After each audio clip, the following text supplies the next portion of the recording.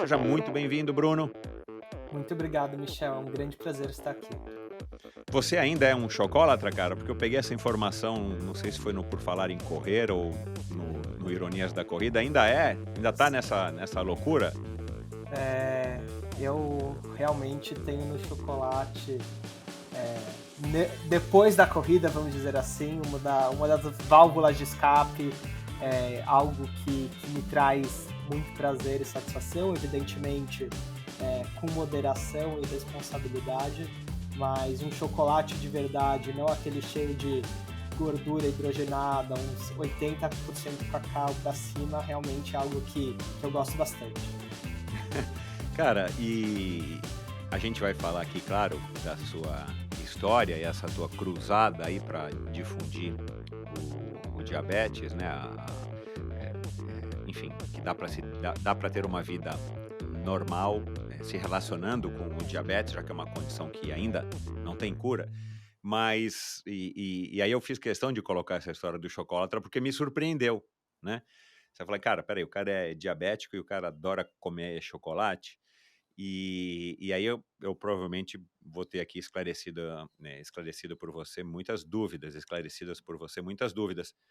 Mas, para começar, se você pudesse, já que você é um cara, né, que já está nessa empreitada aí, já você está com 28 anos, quer dizer, faz 10 anos, né, cara, que você vive com essa nova realidade.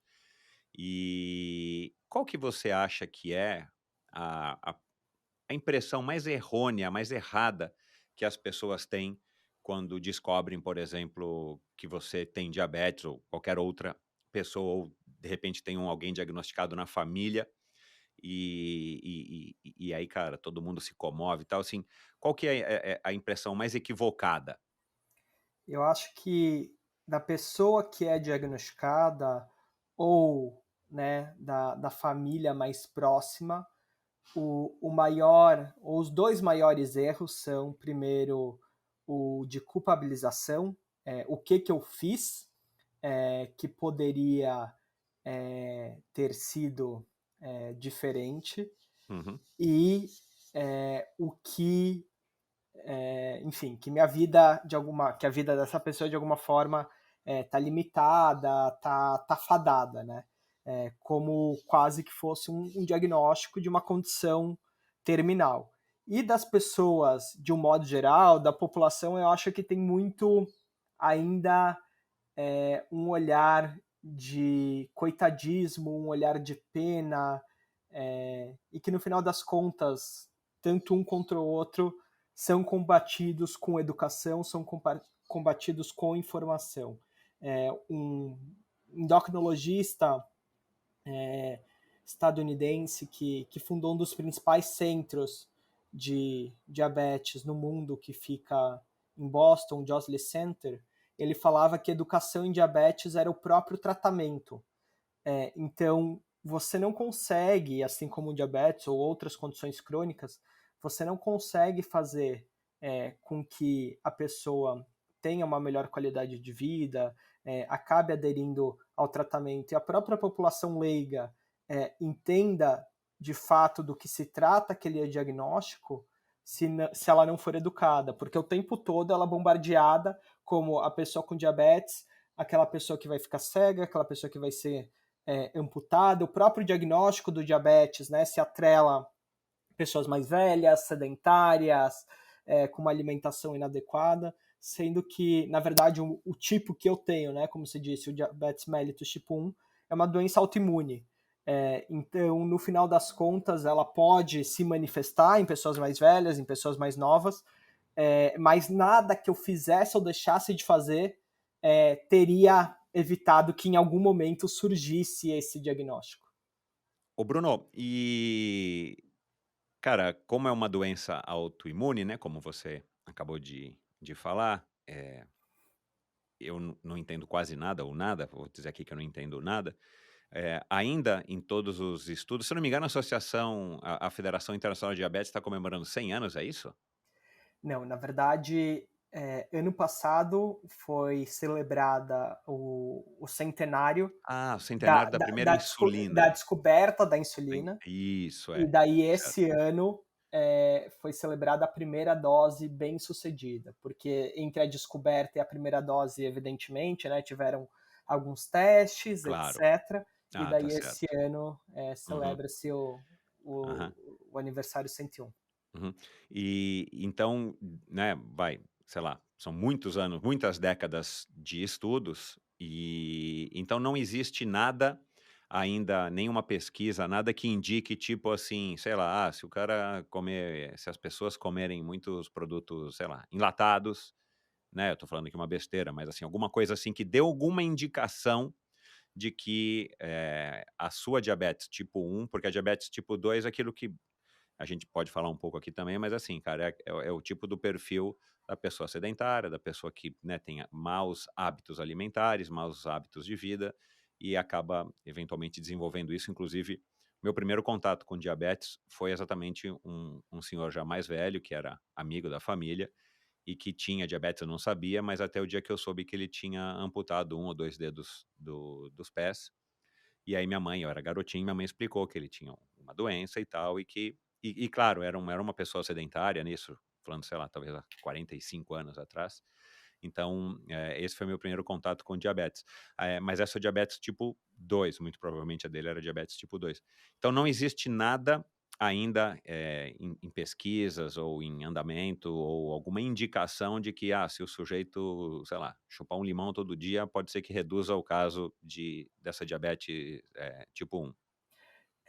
Não, e é muito curioso, né? Porque quando você fala de uma doença autoimune, e diferentemente do que algumas pessoas pensam, o problema não está no pâncreas, que é o órgão responsável pela produção, né, da insulina, que é um hormônio. O, a grande questão do diabetes tipo 1 e das doenças autoimunes é o nosso próprio sistema imunológico, que acaba atacando alguns órgãos ou algumas células, no caso do diabetes tipo 1, as células beta, que são as responsáveis pela secreção da insulina. Então, de uma forma muito pragmática, a cura do diabetes tipo 1 seria dar um reset, enfim, você conseguir Entendi. reconfigurar o seu sistema autoimune. No mês de novembro, né, de 2022, o FDA aprovou uma droga que retarda em até 2 anos o surgimento do diabetes tipo 1. Uhum. Então, o que eles fizeram? Eles pegaram irmãos que um dos irmãos já tinha desenvolvido, já tinha o diagnóstico de diabetes tipo 1, e realizaram o uso dessa terapia, dessa droga, para ver qual que era o efeito, e conseguiu se comprovar que ela consegue retardar em até 2 anos. Uhum. Honestamente, Michel, eu sou um pouco pragmático em relação a esse tipo de terapia, no sentido, o custo dela, que é um custo astronômico, a gente está falando de centenas de milhares de real, para alguns meses sem esse diagnóstico. E no final das contas, sim, tudo bem, eu recebi o diagnóstico mais velho, para mim é difícil me colocar no lugar de uma Ah, tá. mãe, de uma Aham. criança. Uhum. Mas assim, de um ponto de vista muito objetivo, se eu já sei que eu vou desenvolver essa condição, eu prefiro desenvolver de uma vez do que viver nessa expectativa ou nesse cenário, né, nebuloso de quando que eu vou desenvolver. Uhum. Que eu sei que vai surgir em algum momento. Mas Uhum. respondendo tua pergunta de forma objetiva, não existe cura, e não se sabe exatamente qual que é a causa que desencadeia o diabetes tipo 1. Cara, nós vamos abordar esse assunto mais para frente, mas eu queria, voltar um pouco agora aqui no tempo. Eu ouvi também, eu li, ouvi, acho que de novo em algum dos podcasts que você participou, que que você jogava squash, né? Fala um pouquinho da tua infância, qual era a tua relação com os esportes? Você que é um paulistano, você estudou aonde? Como é que era o Bruno até os 18 anos e depois eu quero falar dessa escolha de relações internacionais. Muito curiosa essa pergunta, porque eu estava fazendo pedal agora e eu estava justamente escutando o episódio com o Guga, Ah, Chakra. que legal, cara, obrigado. E daí ele comenta muito, né, como o esporte foi fomentado na vida dele, a questão, enfim, da natação, depois do polo e depois num período mais tarde ele voltar para a natação novamente. Uhum, E eu sempre fui, Michel, aquele cara que, assim, se não era um dos últimos a ser escolhido na educação física, eu era escolhido para ser o goleiro no futebol. É, eu era extremamente desengonçado, eu experimentei vários esportes, então, judô, natação, handball, o isso na próprio escola? na verdade, eu estudei na minha infância na Escola Viva e depois, com 12 para 13 anos, um pouquinho mais novo, eu fui para o Bialy, que era uma escola judaica, né? Minha família Uhum, é de uhum, origem judaica, que ficava ali na Simão Álvares, não existe mais. Mas uhum. assim, eu tinha essa cultura, né? Vocês falaram muito isso, dessa cultura de frequentar clube, então assim, às terças e quintas a gente saía da escola, ia direto para o clube, almoçava, jogava futebol, Pra hebraica. na hebraica. Nos finais de Aham, semana também, mas aham, assim, eu sempre era o peba da turma. Eu lembro que meus amigos acabavam, né, se federando e eu não. Então, entendi. assim, eu sempre tive no esporte uma fonte de prazer, mas eu não tinha um esporte que eu era apaixonado, para além de torcer para o Palmeiras, assim como o Guga. Uhum, Eu não tinha um esporte que eu praticava com assiduidade. Com 15 para 16 anos, eu morei um ano na Nova Zelândia. Eu fiz um ano de high school lá. E foi o ano que, assim, esportivamente, eu tive um destaque, porque o nível de fato era muito fraco, então eu jogava de futebol? de futebol, eu jogava campo pelo time da escola, eles tinham um time só de alunos internacionais e um outro clube de bairro lá, e foi assim, um momento fantástico porque eu consegui viver Hum, mais próximo, né, da cultura neozelandesa, entender um pouco do que os locais vivenciavam, etc. E desenvolver esse espírito coletivo, de equipe. Então, assim, foi um momento também de redescoberta com o esporte, porque eu sempre não cheguei a ser uma criança obesa, mas era uma criança com sobrepeso. Eu sempre, de alguma forma, vivi esse estigma, né, da vergonha de tirar a camiseta em público, uhum. na praia, na piscina, eu ia com camiseta, enfim. E daí eu teve essa mudança dos 15 para o 16, que coincidiu com essa minha ida para Nova Zelândia.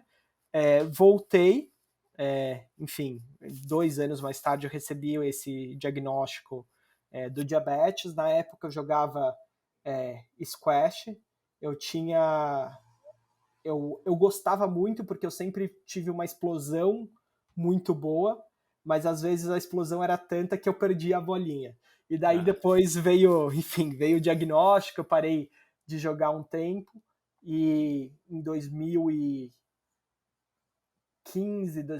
2014, perdão, o diagnóstico foi em 13, em 14 eu corri os meus primeiros 5 quilômetros na esteira, nunca vou esquecer, e sem sombra de dúvidas foi por influência do meu pai. Então, se eu não tive tanto essa, por mais que eles incentivassem, né, não teve essa influência na infância, depois de adulto, no final da minha adolescência, meu pai teve esse papel fundamental que foi para que eu me tornasse corredor e depois, consequentemente, maratonista.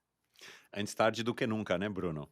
Com certeza, com E o teu certeza. pai e o teu pai é um corredor mesmo, assim, tipo, treina, sei lá, com bastante frequência, participa de provas e tal? Ou ele é um corredor esporádico? Hoje eu diria que ele está quase para um corredor aposentado, ele tá num ritmo de trabalho bastante alucinado, mas antes que eu começasse a correr, ele já tinha completado 3 maratonas, então Ah, tá. ele é um corredor amador, Sim, sim, mas mas ele tinha assiduidade nos treinos e levava a sério. Até uhum. a última maratona dele foi em 2017, e agora eu tô nessa missão que nem ele teve lá atrás de tentar, né, plantar a, a sementinha da corrida. Eu tô nessa missão de tentar recuperar esse prazer que ele tinha na corrida e quem sabe a gente voltar a fazer uma maratona juntos. Olha lá, cara. É bacana, né, cara, essa inversão agora de papéis, né. E quero falar disso, claro, já já. Agora, o teu pai corria, quando você começou a correr, ele já corria há muito tempo, assim? Tipo, ele começou a correr ainda mais jovem e Ele, levou a come, sério a corrida, ele, né, como um começou, amador? ele começou a correr por volta de 19, 20 anos. Ah, olha lá. E eu até curioso que eu tinha ciúmes da corrida, porque quando eu era moleque, sei lá, sábado, domingo, né, eu queria ir pro clube, jogar bola com ele, etc. E muitas vezes ele estava treinando. E na minha Uhum. cabeça não fazia sentido, né? Porque alguém sem consciência é, passaria horas, enfim, se locomovendo para voltar para o mesmo ponto. Então, É, até em algum lugar tipo, você falou que você tinha preconceito, né, cara, com a corrida, né, cara. Eu queria que você falasse um pouco disso então, eu acho porque que você vê eu como acho é que são que as coisas, né, eu meu. acho que vai um pouco nessa linha, né? Primeiro, pelo fato da corrida, na minha visão infantil, tirar o meu pai de um momento que ele podia estar comigo, e também por essa questão, né? Porque alguém, enfim, eu achava que era uma ideia estúpida, idiota, porque alguém passaria tantas horas fazendo a mesma coisa e não é que, né, enfim, diferentemente do ciclismo, do pedal, que é muitas vezes utilizado como um meio de transporte, a corrida raramente é utilizada como um meio de É. transporte. E no caso do meu pai, não. Ele realmente, tipo, sei lá, ia para o Ibirapuera ou para a USP e ficava correndo quase como um hamster e voltava para o mesmo lugar. Então, acho que dessa visão, né, que limitada que eu tinha como uma criança, que veio esse preconceito, vamos assim dizer. Sabe que eu morei 10 anos em Fortaleza, né, e o cearense, ele é um povo muito animado, muito extrovertido e piadista, acho que por natureza isso. Eu nem sei da onde que surgiu isso, mas é um povo, né, tanto é que muitos humoristas, né, são cearenses.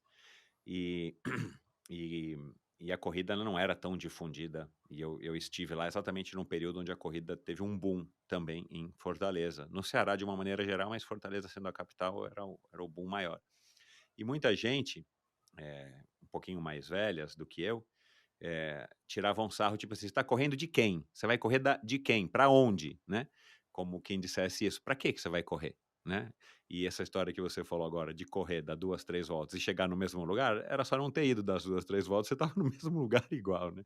Agora é bacana, cara, porque, eu achei essa tua, enfim, esse preconceito, né, que você disse que tinha, eu achei interessante exatamente porque, cara, agora você é uma pessoa que eh, pode eventualmente sofrer um preconceito por ser um diabético, e ainda um diabético que prega a corrida, quer dizer, então, já é difícil fazer as pessoas correrem, fazer o diabético correr, ou caminhar, se exercitar, né, que talvez esse não seja o grande foco teu, fazer a corrida em si. Corrida é um instrumento, mas é um instrumento figurativo para que a pessoa vá nadar, vá pedalar, vá se movimentar, porque isso também vai ajudar no controle do diabetes. Mas enfim, é bacana, né, cara? Porque talvez até você possa falar com mais propriedade, sendo o criador do instituto, porque você já passou pelo outro lado, né? Então agora você tem talvez mais propriedade para poder falar sobre o assunto. Agora, relações internacionais, qual que era esse, o que que você queria ser? Você queria ir, sei lá, para onde que você queria ir? O que que você queria fazer, trabalhar? Por que que relações internacionais? E só voltando um pouquinho, Michel, se me permite, né? Nessa camada do desafio, enfim, e dos preconceitos, e a gente volta, né, para falta de informação. O que a falta de informação, seja na corrida, seja no diabetes, desperta nas pessoas. E eu adicionaria uma terceira camada desse desafio, e até voltando a alguns episódios atrás, acho que ano passado, que você gravou com a Lê Luglio, que eu também sou vegano. Então eu brinco que ter diabetes não era desafiador suficiente. Primeiro entrou a corrida, daí depois eu virei maratonista, e daí ainda por cima faltava algo, eu busquei o veganismo.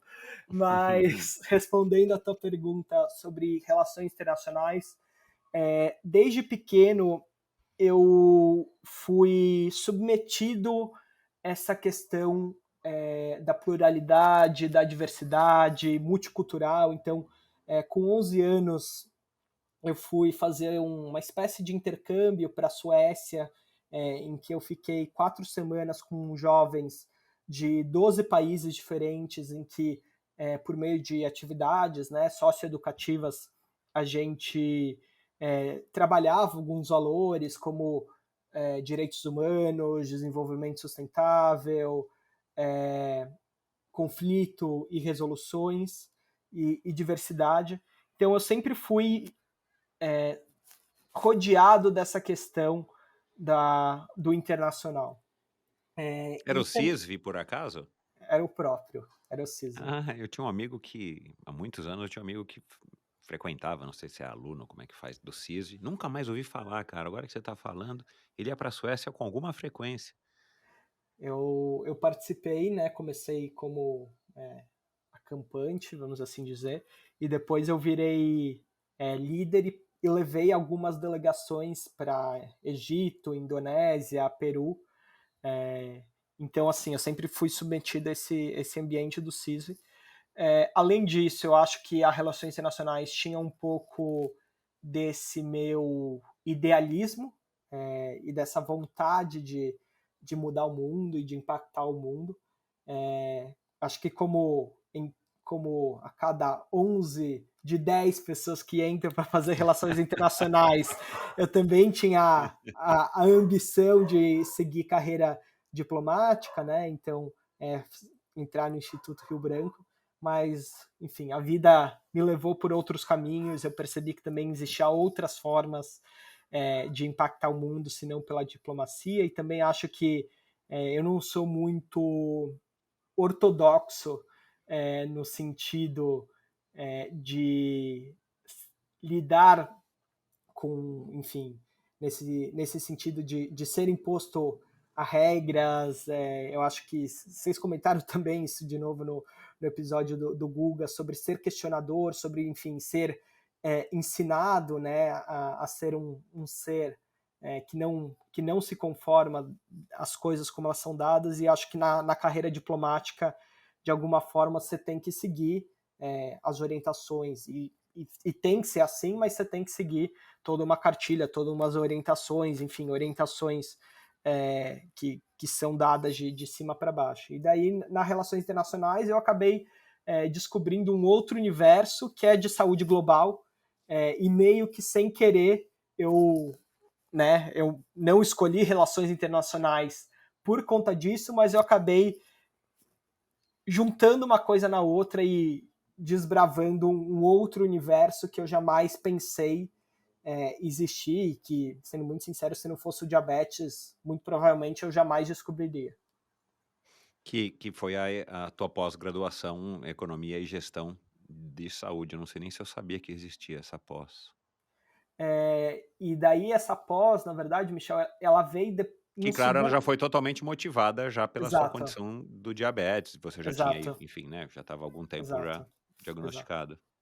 Exato. Então, no final, né, da minha graduação, eu comecei a ser convidado para participar de alguns eventos internacionais. Então, tive a oportunidade de falar na ONU, em Nova York, uma audiência pública que teve para as doenças crônicas de saúde.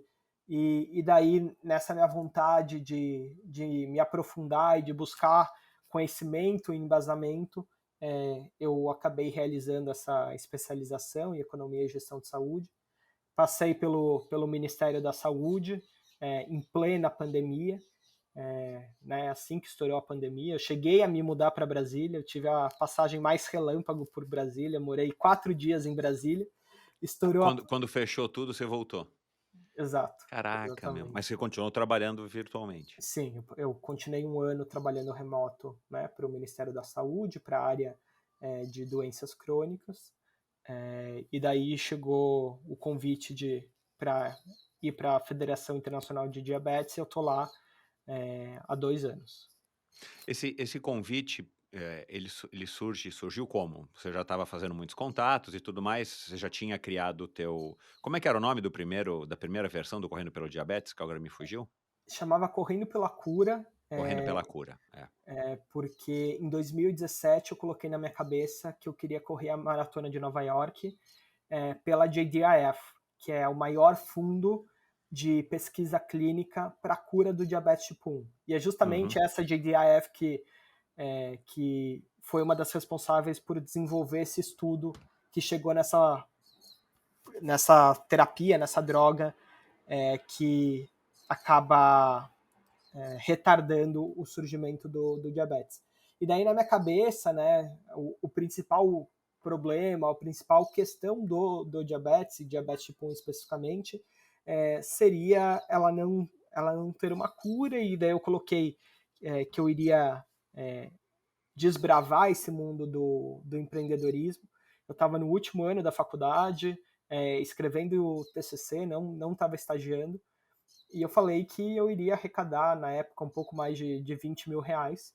E meus pais falaram que era loucura, que enfim, que eles não tinham condições naquele momento, e mesmo que tivessem também, não acho que eles teriam, né, obrigação, responsabilidade, uma vez que ao longo da minha vida inteira eles me trouxeram oportunidades, e sou extremamente privilegiado e grato por isso.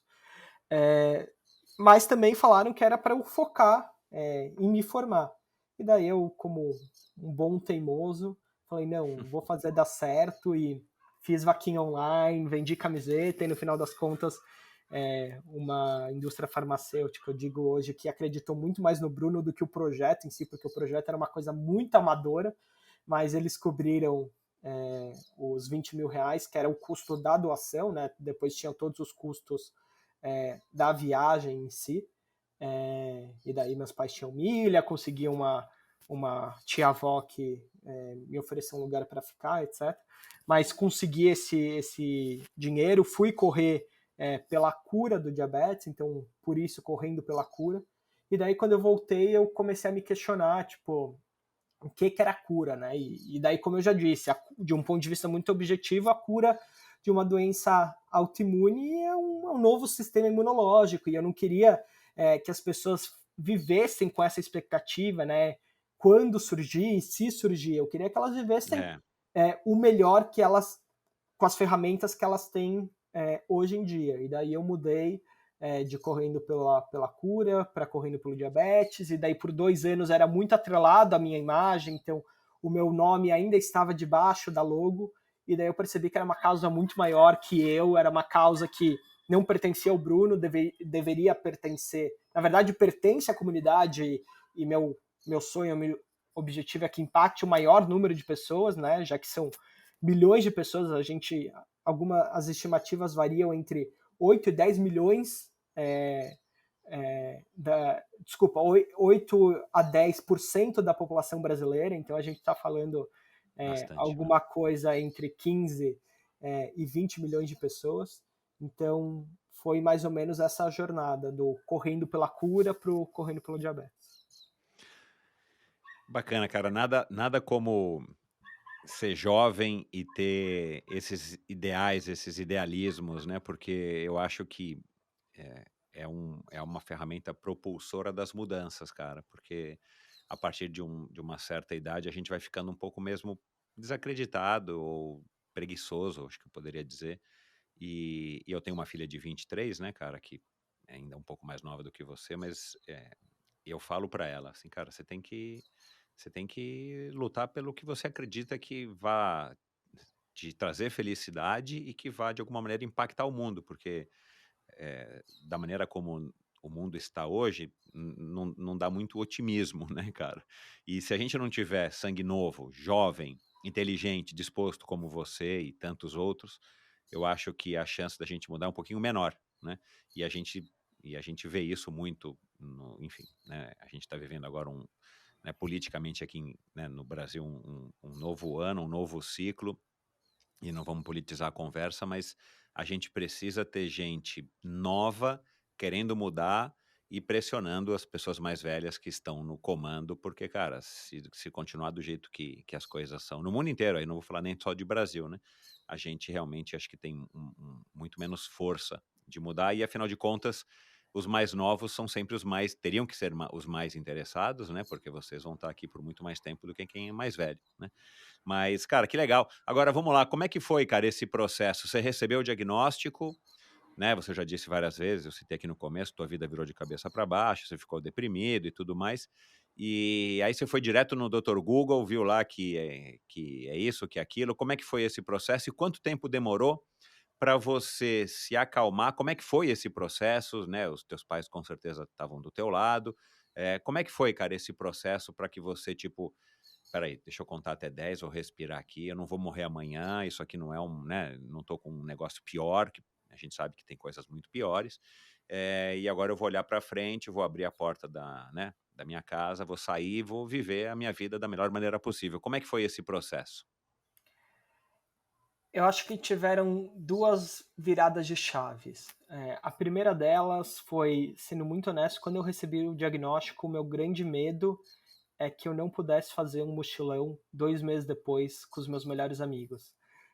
Na comunidade judaica tem um programa, né, que chama Taglit, ou Birthright, direito de nascença, vamos dizer assim, que todo jovem judeu tem, eles fomentam a ida para Israel, e eu juntei meus 3 melhores amigos para gente ir para Israel e depois fazer um mochilão pela Europa, principalmente o leste europeu.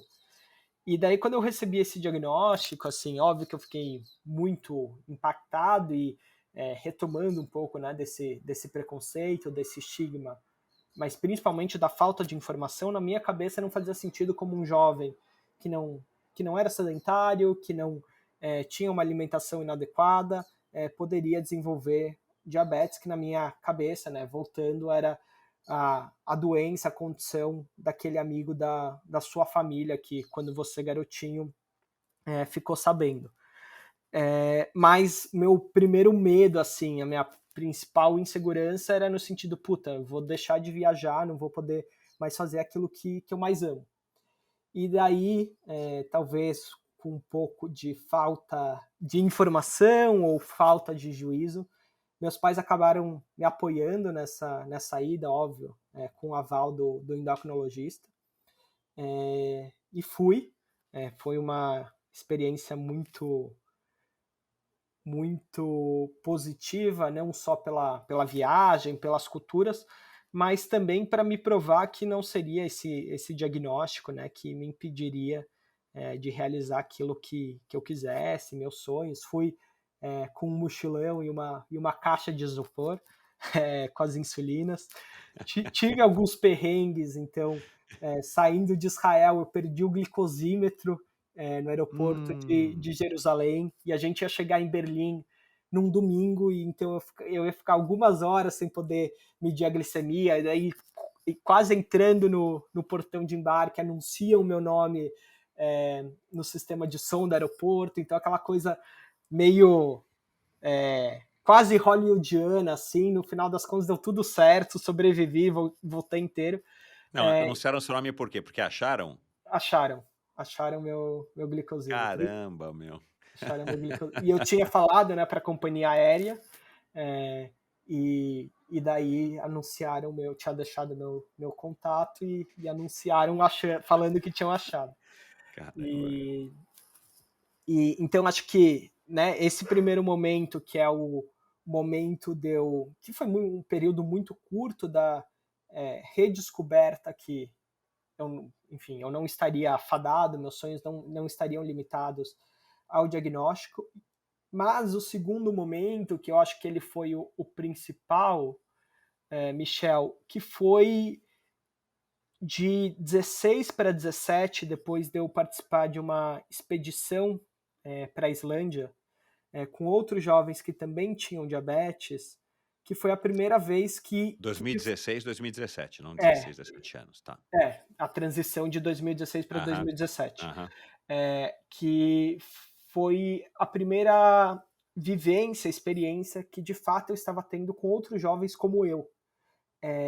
Porque até então eu estava muito bem na minha bolha, né? Eu venho de uma condição privilegiada, não só do ponto de vista de acesso, mas Uhum. também de acolhimento e suporte familiar, e isso faz muita diferença. A gente vê pessoas que têm um bom nível de educação, têm um alto poder aquisitivo, mas as famílias, seja lá por quais motivos, acabam não tendo essa postura acolhedora, essa postura de trazer essa, enfim, essa pessoa diagnosticada para cima. Então, nesse sentido, eu fui muito privilegiado e acho que por conta disso, de alguma forma, eu entrei, não sei se na minha zona de conforto, mas eu estava bem do jeito que as coisas estavam. Então, para mim, não Uhum. tinha por que frequentar associação de paciente, conviver com outras pessoas. E Só um detalhe, só uma interrupção rápida, Bruno, mas o que que eu acho, né, na minha visão aqui, cara, é a tua vida, é o teu problema, né, é um problema que você tem que resolver e felizmente você teve o apoio da família e condições, mas eu vejo isso como um movimento natural num primeiro momento. Espera aí, cara, deixa aquela história do avião, deixa eu pôr primeiro a máscara em mim, para depois eu pôr a máscara nos outros, né, talvez você tenha passado por esse amadurecimento frente à sua nova condição, né. Não adianta você, no segundo dia que você descobre que você tem diabetes: "Opa, pessoal, vamos lá, vamos reunir aqui todo mundo que tem diabetes, vamos se ajudar". Seria legal, mas eu acho que é um momento primeiro de você se fortalecer, entender, se compreender e claro, né, cara, não deve ter sido fácil, você já falou isso, e a hora que você se sente já num estado mais "tá tudo bem", deixa eu olhar para fora, quem sabe o que eu posso fazer pelos outros, né. perfeito. Isso traz um ponto que é fundamental, né? A gente vê muito nas redes sociais pessoas falando: ah, não, eu faço o que tem que fazer, eu sigo, né, a prescrição, a orientação do médico, mas são pessoas que não se aceitam, que não aceitam a própria condição. E isso acaba tendo um peso muito grande. Eu acho que cada um lida da sua maneira, não acho que todos têm que se envolver com a causa e levantar essa bandeira. Mas se a pessoa não se aceita e não trata isso com a naturalidade que deve ser tratada, né? Então, enfim, se ela esconde ou se ainda é um tabu, etc., por mais que ela,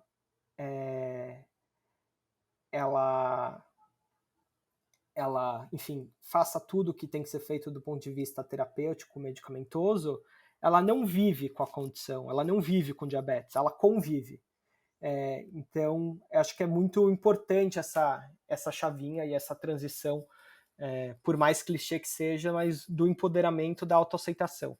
E daí esse segundo momento vem de fato quando eu vou fazer essa expedição para a Islândia e eu caí de paraquedas nela. A única pessoa que tinha diabetes que eu conhecia me marcou num post de uma pessoa no Facebook ainda, procurando jovens atletas que tinham diabetes tipo 1. Eu tinha recém completado minha primeira maratona. Ela me marcou e no final das contas o convite era fazer uma expedição para a Islândia com tudo pago, com jovens que tinham diabetes. Na minha cabeça era expedição para a Islândia com tudo pago, para fazer atividade física. A questão do diabetes era um mero detalhe, e no final das contas foi uma experiência disruptiva, no sentido de, enfim, a Islândia ser um país incrível, tá fazendo esporte. Eu tinha. A expedição foi em julho, final de maio eu tinha completado minha primeira maratona, que eu fiz maratona do Rio com meu pai. Em abril eu tinha saído de uma internação psiquiátrica, que assim, depois a gente pode falar um pouquinho sobre isso, mas eu falo que o diagnóstico do diabetes, a internação do diabetes foi fichinha perto dessa internação psiquiátrica que, enfim, é muito mais traumática. Então, fazer essa expedição foi um processo de redescoberta do Bruno, de reafirmação, né, enfim, de alguma forma, do leão que morava aqui dentro, e de eu acreditar no meu potencial e que eu era capaz de fazer aquilo que eu me dispusesse, e também de descobrir essa comunidade. Então, a partir do momento que eu descubro essa comunidade, eu percebo, de alguma forma, um chamado, um propósito, uma vontade mesmo, genuína, de ajudar mais pessoas para que elas conseguissem não apenas conviver com o diabetes, mas que elas conseguissem viver com o diabetes. Nesse meio tempo, você, né, depois dos 18 anos, você fazendo a faculdade, você não teve experiência profissional, você estava ainda decidido a, quem sabe, seguir carreira diplomática e tal, como é que ficou esse lado dos estudos e da tua carreira? Na verdade, eu sempre fui uma pessoa muito ambiciosa. Então, com 6 meses, eu estava na empresa júnior da faculdade, virando o primeiro semestre para o segundo, eu entrei numa das principais amadoras de container, né, do mundo, e daí, de novo, a importância do esporte, desse coletivo. Era um veterano meu que jogava futsal comigo na faculdade, então eu era um goleiro razoável de futsal, então acabei entrando no futsal, joguei por 2 JOPRs, né, que eram Jogos Paulistas de Relações Internacionais. Não tinha goleiro de handball e também acabei indo pro gol do hand, mas no grupo de futsal da faculdade, esse veterano postou, falou que estavam procurando estagiário, fui, sem, enfim, entender nada sobre navio, nada de logística, nada de comércio exterior. Foi uma experiência muito importante em termos de amadurecimento, de entender, né, o que essa responsabilidade, mas eu percebi que não era o que eu queria, não era o mundo que eu sonhava. Assim como parece que eu estou tietando o Guga, mas é que de fato várias coisas que Vocês ele são falou. palmeirenses, Mas tá bom, tá valendo. o pior é que eu não sabia que ele era palmeirense, juro. Ah, não? Não, e mais curiosamente, o pai do Guga deu o diagnóstico para minha namorada, que também tem diabetes, há 30 anos atrás. Então, assim, essas ironias É, da porque é um vida. endocrinologista Exato. famoso. Sim, Uau, ele foi cara. presidente da Sociedade Brasileira de Diabetes.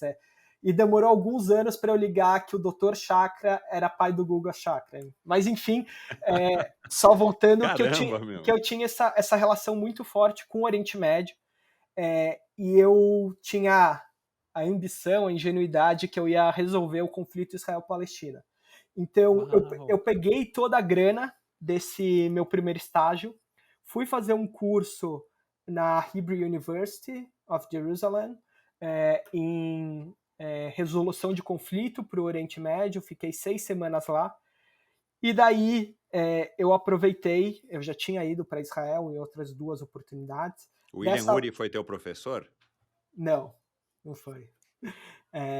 Eu aproveitei que dessa vez eu estava lá com os meus próprios recursos e fiz uma coisa que eu sempre tive vontade de fazer, e até então, né, estava sendo num primeiro momento eu não tinha idade, depois eu estava sendo patrocinado, então não tinha muita autonomia, mas que foi atravessar a fronteira e ir para os territórios palestinos. Então, eu, enfim, esse meu senso desbravador, curioso, eu fui para os territórios, fui para Balata, que é um dos maiores campos de refugiado na Cisjordânia, e aproveitei, fui também conhecer a Jordânia. Petra era um sonho, fui para Petra, depois fui para Turquia, Istambul, Capadócia, e daí eu voltei por um tempo e falei, putz, é isso que eu quero trabalhar nessa área Uhum. de resolução de conflito para o Oriente Médio.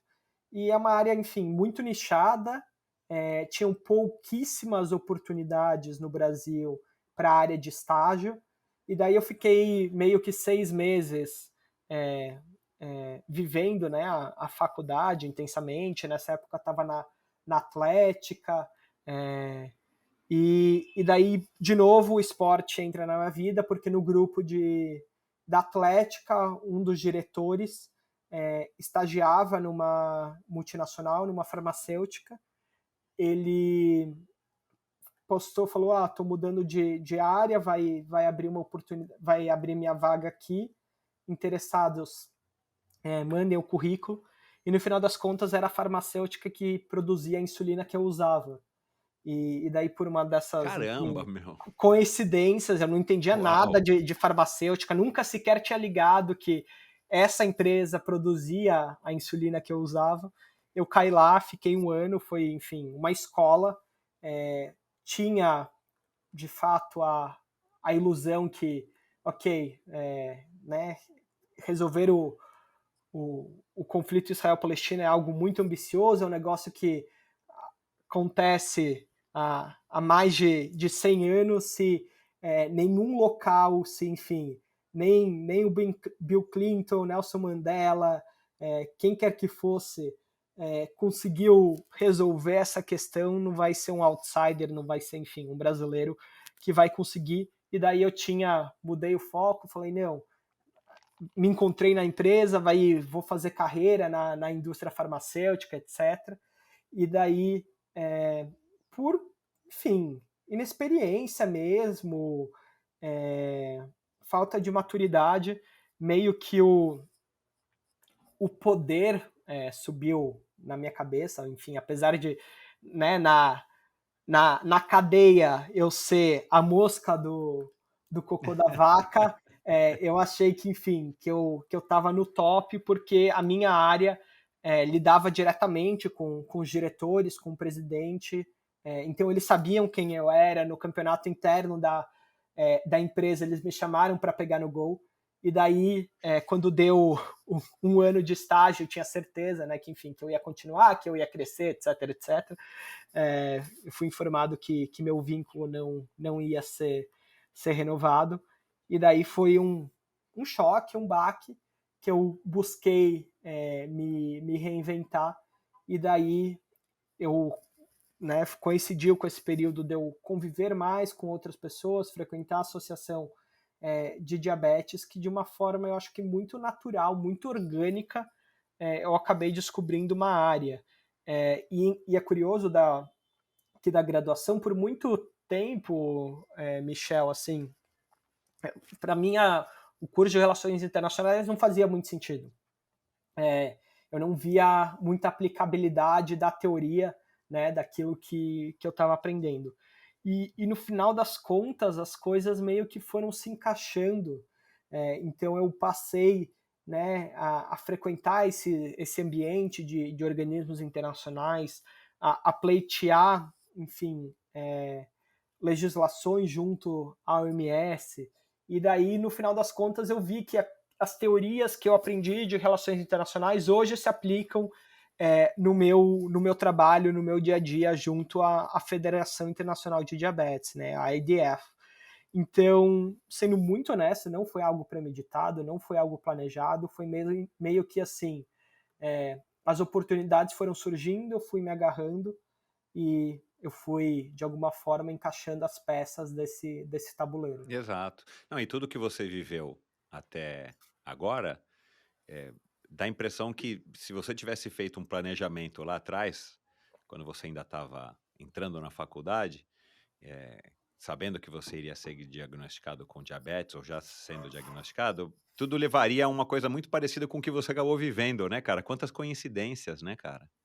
Muitas, muitas, e eu acho que é, é muito, assim, virtude, fruto de tudo que meus pais me apoiaram e oportunidades que eles me proporcionaram desde cedo. Uhum. Então, eu acho que eu chegar nos lugares que eu cheguei, óbvio que tem uma questão de mérito, mas também tem uma questão de privilégio, de ter oportunidades que eu tive, né? A Uhum. forma que eu fui parar, enfim, no Ministério da Saúde é muito, acho que pouco ortodoxa, que no sentido eu trabalhava para uma ONG aqui no Brasil, e eu fui convidado por uma pessoa que me conheceu há 3 anos atrás, num evento que um evento que eu tinha participado nos Emirados Árabes, ainda quando ele estava em outra organização. Ele foi para a OMS. A OMS estava organizando uma reunião de alto nível em saúde mental e doenças crônicas não transmissíveis, né? Para quem não sabe, são as 5 principais causas de mortalidade no mundo e no Brasil. Então, doenças cardiovasculares, doenças respiratórias graves, doenças oncológicas, diabetes e distúrbios de saúde mental. E eles estavam preparando uma comitiva de jovens ativistas do mundo inteiro, e ele me convidou para ir. Eu falei, tá, vou aplicar, né? Enfim, qual é a chance de um negócio global com pessoas extremamente gabaritadas, e principalmente nesse contexto de saúde global, a questão acadêmica é muito forte. Então, assim, se você não tem um mestrado, meio que você não é ninguém, é uma prerrogativa, né, para que você esteja inserido. Eu apliquei, acabei indo, e daí no aeroporto, na conexão para os Emirados Árabes, eu acabei conhecendo o representante da comitiva brasileira, e a gente ficou conversando por umas 3, 4 horas. E daí, acho que no segundo dia dessa conferência, ele me chamou para jantar e falou, olha, estou abrindo essa vaga no Ministério, você tem o perfil, gostaria que você viesse liderar. E assim, eu tinha, sei lá, 25, 26 anos na época, não entendia nada de governo, de funcionalismo público. Tinha, com exceção desse 1 ano na Nova Zelândia, ainda, né, continuava morando com os meus pais. E as coisas acontecem, assim, de novo, eu acho que não é um discurso de falsa modéstia, mas é reconhecer as oportunidades que eu tive e as oportunidades de frequentar os lugares e a rede de contatos que eu acabei tendo, e chegar onde eu cheguei. Assim,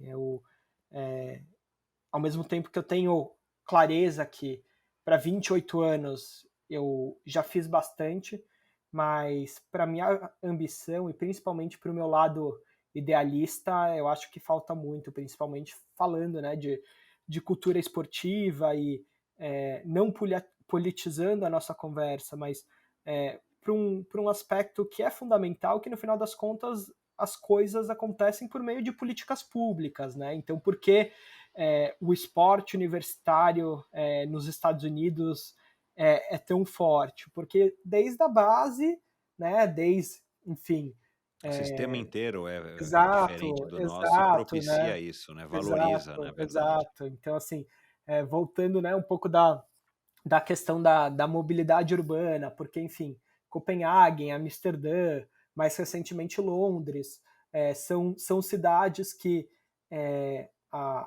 o modal de ciclismo funciona tão bem, né? Então, assim, no final das contas, eu tenho percebido que, e cada vez mais eu tenho essa convicção, que sem políticas públicas a gente não alcança mudanças reais, mudanças que vão chegar naqueles que mais precisam, naqueles que mais demandam.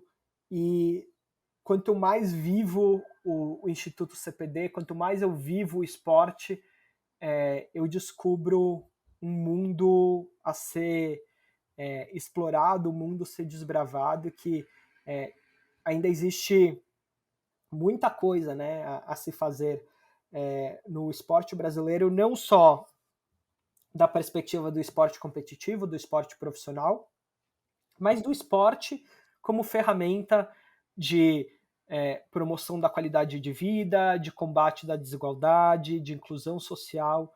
Então, hoje em dia, assim, é algo que tem feito o meu coração bater mais forte e meus olhos brilharem, porque, assim como você e outros tantos que já passaram aqui, eu sou a prova viva do que o esporte pode tornar, pode trazer enfim, de benefício para nossas vidas, né?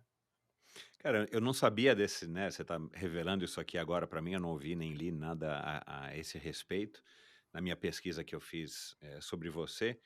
Cara, e interessante demais, cara, porque, de novo, bate com aquilo que eu falei, né, cara? Os jovens têm que ter essa motivação, esse drive, esse fogo interno para querer mudar as coisas e, de fato, eh, eu já sabia disso e eu vivo o esporte há muitos anos, mas o endorfina tem me aberto, tem me escancarado muito mais isso, né, nesses 5 anos e meio, conversando com pessoas interessantes como você, exatamente isso, cara, como o esporte ele muda, ele transforma, ele educa, e que bacana, cara, que você tem essa motivação e esse sonho, essa missão.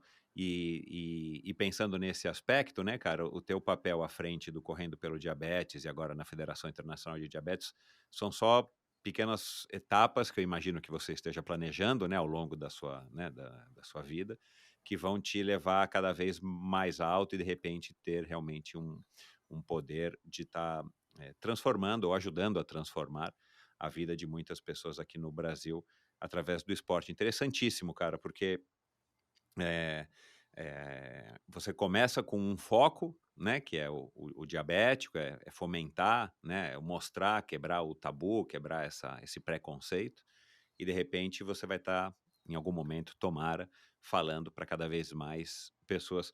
Vou pedir para minha filha ouvir essa nossa conversa aqui, mas enfim. Cara, agora vamos voltar para a corrida, cara, né? Aí, cara, você tinha esse preconceito de correr, de não sair do lugar, correr para onde, correr do quê, correr para quê, e de repente, cara, você quis retribuir a dedicação, o apoio, né, do teu pai, e eu acredito que principalmente mais latente nesse momento, né, que você estava sendo diagnosticado, quer dizer, que você foi diagnosticado com diabetes, e aí você fala: "Pai, eu vou começar a correr". Me conta como é que foi isso aí também, tipo assim, essa decisão, foi um clique que deu, foi um convite que o teu pai deu: "Ó filho, então agora vamos começar". E também como é que foi para os teus pais, principalmente o pai, que corria, eh, fala: "Bom, mas pode correr, não pode correr? Corre como, né, se alimenta como, né, que tem que beber? Bebe água de coco, bebe Gatorade? Não, mas tem glicose, como é que faz?". Como é que foi esse processo, assim, esses primeiros passos nessa decisão de resolver começar a fazer um esporte e depois de entender, tanto você quanto teu pai, tua família, né, tua mãe, entender como é que seria esse processo?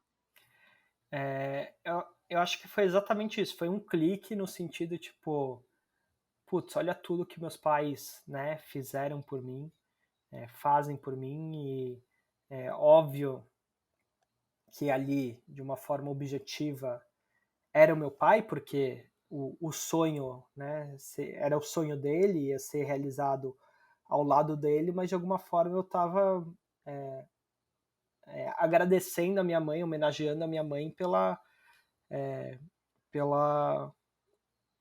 pela resiliência, enfim, por essa vontade de viver muito grande que eu acho que eu herdei do lado dela. Minha família, a avó dela é sobrevivente do Holocausto, então ela pulou de um trem em movimento que estava indo para um campo de concentração.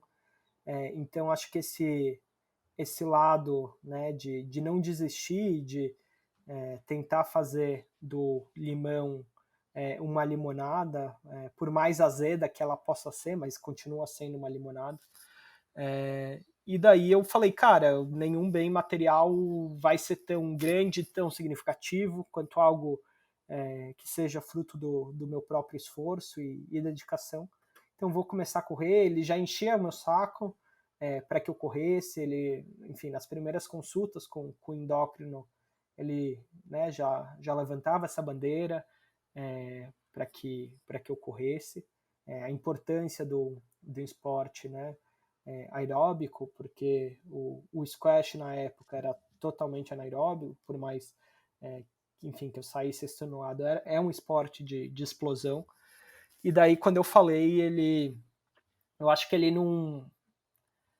ficou muito feliz, mas sendo muito sincero, acho que ele não colocou muita fé, porque eu sempre, como eu disse, eu era um moleque que começava um esporte, fazia um pouquinho, pegava o bode, ia para outro, e assim foi de uma forma cíclica. E Você começou em 2014, você tinha 18 anos? Eu não fiz as contas aqui. sim, sim, Ah, sim, tinha. é uma É, idadezinha dureza, viu, meu? Tá louco. não, eu entrei assim, eu entrei na faculdade com completando um ano de diagnóstico, essa cabeça, enfim, de 18 anos, tomando Halcutan ainda. Então, assim, nas primeiras cervejadas, as primeiras festas, fiz tudo que não deveria ser feito, mas tudo bem, sobrevivi, lição aprendida. Acho que são partes também, né, das experiências que a gente faz, como dizem, um clichê máximo, ou você aprende pelo amor ou pela dor. Eu É. acho que eu aprendi um meio termo, nem um extremo nem o outro, mas deu tudo certo, estou aqui. E daí, enfim, comecei a treinar. Eu lembro que meus primeiros, meus primeiros 30, desculpa, meus primeiros 5 quilômetros foram na esteira no dia que eu completei 20 anos. Então, 30 de agosto de 2014, eu fiz na esteira em meia hora e, assim, sei lá, me sentia o Pelé, né? Depois da Copa de 70. E, e daí eu fui de uma maneira gradual. Então o mais bacana desse processo todo, que não foi só a maratona que eu completei com meu pai. Então, com exceção desses 5 na esteira, os primeiros 10, os primeiros 15, a primeira meia, todas essas distâncias a gente fazia juntos. Uhum. E então Você foi muito. aguentou ir no ritmo do teu pai? Você aguentava ir É, no ritmo dele ou era mais rápido, mais devagar? ele era um desafio, diria, mental, porque ele, né, pela diferença de idade, etc., naturalmente eu estava mais rápido que ele. Óbvio que ele tinha a experiência e o calejo de saber o que era cada uma daquelas distâncias, né? Mas, de fato, correr num ritmo, numa velocidade mais baixa do que você está acostumado ou do que você poderia, é desafiador. Mas tenho certeza que se não fosse ele lá do meu lado me incentivando e trazendo essa experiência, dificilmente eu teria feito pela primeira vez cada uma dessas distâncias. E a tua segunda pergunta, né, sobre o que meus pais achavam ou deixavam de achar, de certa forma, a ignorância é uma bênção. Então, assim, talvez por eu ser mais velho, talvez por meus pais sempre incentivarem esse lado autônomo, esse lado independente, eu não acho que eles buscaram muita informação ah, acerca do diabetes. Eles forneceram as oportunidades, os melhores profissionais para que eu tivesse acesso a essa informação. Tanto que minha primeira maratona, né, foi no Rio de Janeiro, eu fiz sem qualquer tipo de monitoramento e sem a insulina. Então, né, a insulina, seja a ampola, seja a caneta, seja a bomba de infusão contínua, mas a insulina, no final das contas, é o meu pâncreas, né? Por mais que Uhum. o pâncreas tenha uma série de outras funções para além de excretar insulina, mas eu ter insulina comigo é igual eu ter meu pâncreas. E Hum. daí, enfim, por ignorância acho que de todas as partes, eu fui fazer a maratona do Rio sem levar insulina. Tinha aplicado um pouquinho pela manhã, mas saí sem insulina, então se precisar de alguma coisa não teria insulina para aplicar. Saí sem o glicosímetro, na época ainda não existiam os sensores, né, no Brasil, então saí sem o glicosímetro e eu fui fazendo essa suplementação com carboidrato de rápida absorção com base no feeling, então o famoso chutômetro. Eu acho que tá baixo, acho que tá alto, não sei o quê. No final das contas, eu terminei com a glicemia assim, perfeita, dentro dos parâmetros, mas o que aconteceu ao longo desses 42, 195 quilômetros, eu não tenho a menor ideia.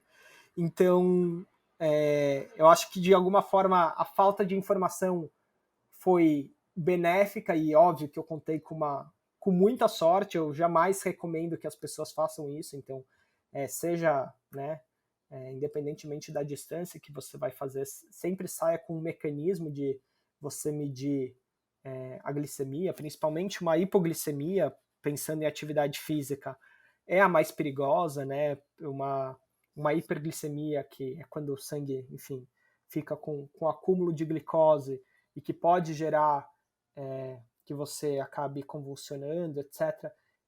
Você precisa de que dê tudo muito errado, que você fique Uhum. muitas horas sem insulina. Então, assim, dificilmente você vai ter uma hiperglicemia, entrar em estado cetogênico numa atividade física. Então, assim, o mais importante é que você tenha como medir a glicemia e como corrigir uma potencial hipoglicemia, porque é o mais perigoso, né? Então, Uhum. na pior das hipóteses, né, sei lá, esqueci o glicosímetro, ou o glicosímetro parou de funcionar, seja o que for, é, nessa situação específica é muito mais aconselhável que você corrigir para cima e depois você, né, depois que você terminar, atingir seu objetivo, você vai lá e corre atrás do prejuízo, do que você não ter a energia necessária, não ter a glicose necessária disponível e correr o risco, enfim, de morrer por uma hipoglicemia eventualmente. Uhum. O glicosímetro é aquilo que dá um negocinho na ponta, que dava um negocinho na ponta do dedo nessa Isso, época? Ah, tá. é a Uma lance, agulhadinha. isso, que você fura, né? Na verdade, o glicosímetro é um aparelho que você Sim. insere a tira, é o leitor, né? Aham. Mas a Aquilo lá é gente. o que você dava aquela Isso, picadinha na ponta do exato, dedo. exato. Entendi. Cara, esses monitores em real time são muito legais, né, cara, então, para vocês, né? E os atletas de ponta estão todos usando Sim, isso, né, sim. no endurance, né? O algoritmo que eles usam, né, o Super Sapiens, é diferente.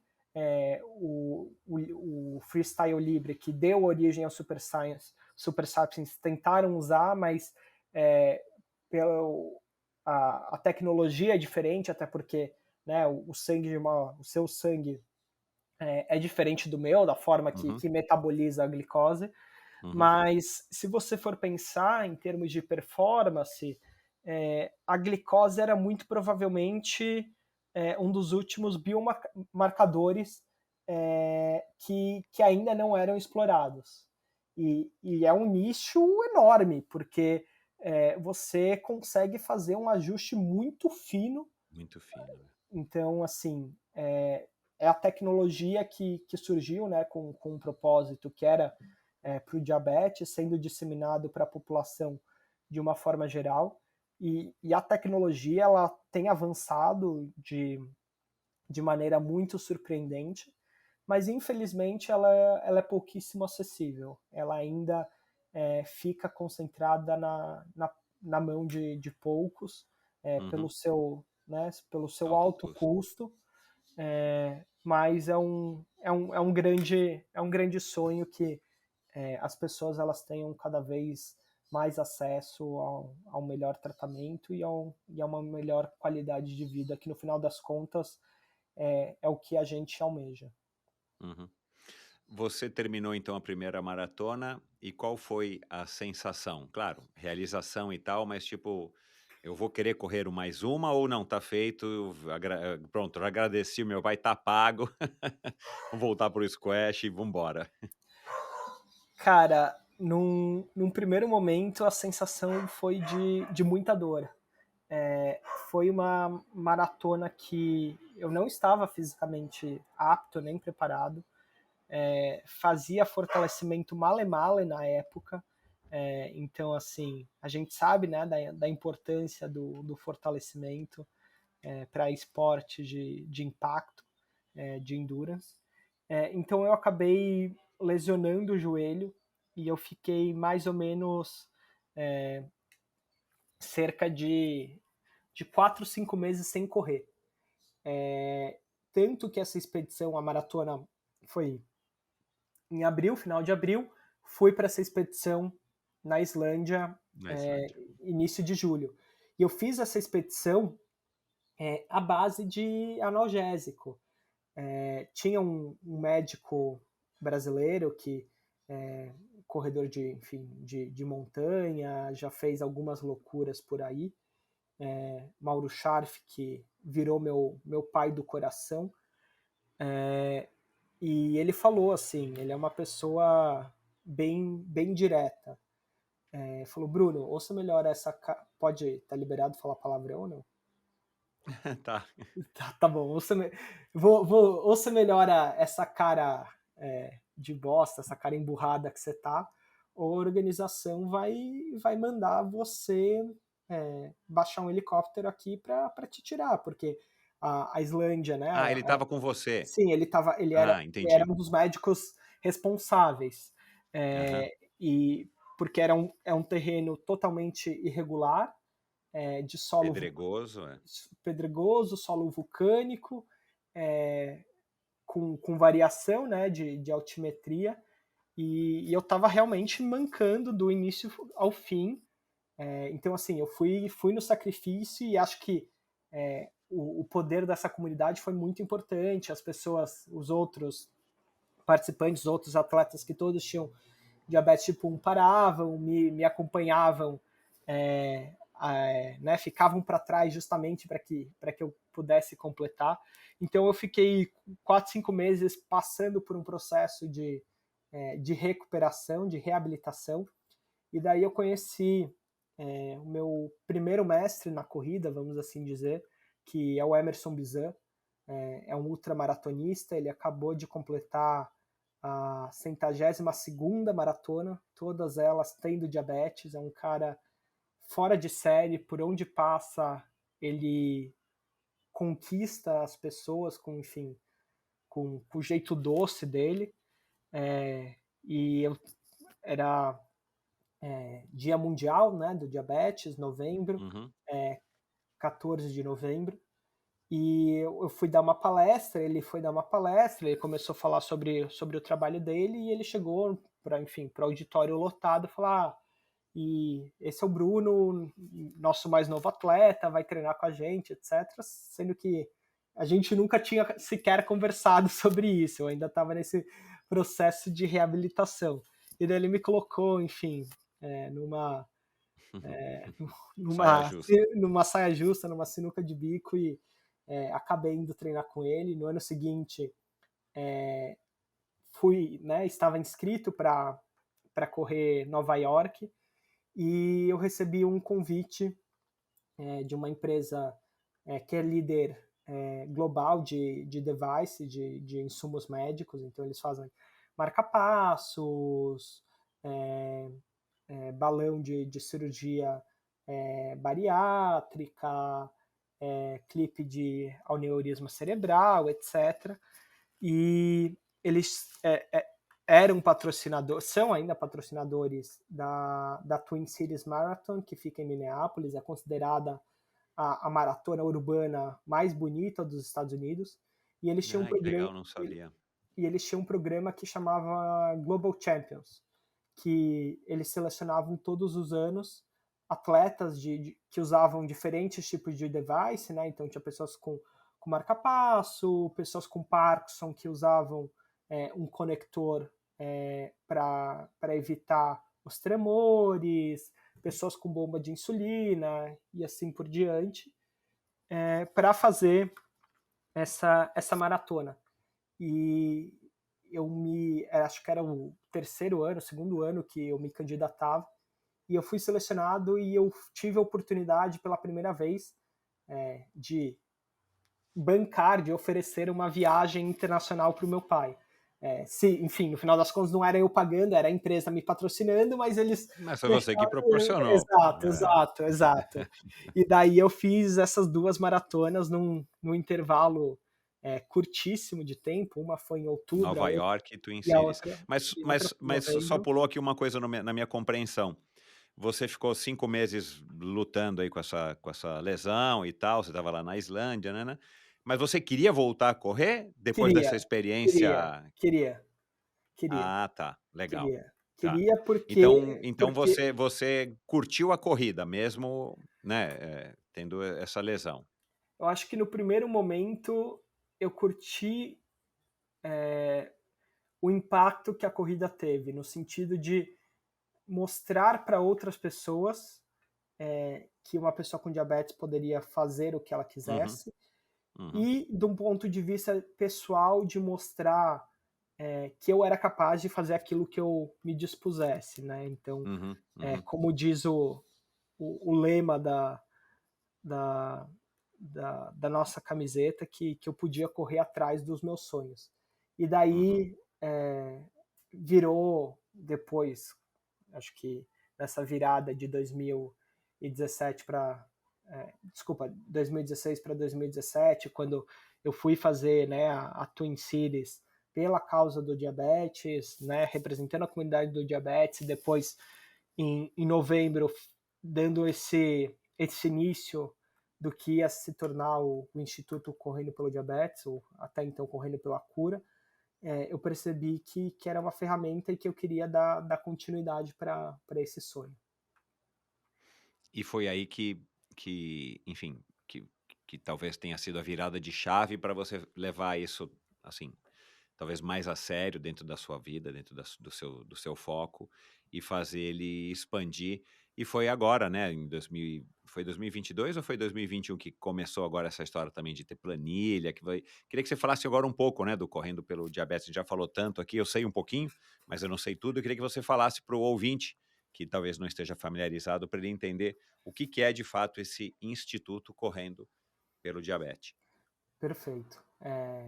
Então, nós somos uma organização, né, sem fins lucrativos, é, filantrópica, então nosso objetivo é ajudar as pessoas com diabetes e quando a coisa estiver bem sedimentada das doenças crônicas de uma forma geral, já que elas têm muitas similaridades entre elas. O nosso grande objetivo é promover a saúde e a inclusão por meio do esporte, por meio da troca entre pares. A gente acredita muito na importância da atividade física como linguagem e a comunidade e a comunidade, né, como canal. Então, a gente tem diferentes iniciativas, todos os anos a gente organiza uma corrida em prol do diabetes no mês de novembro.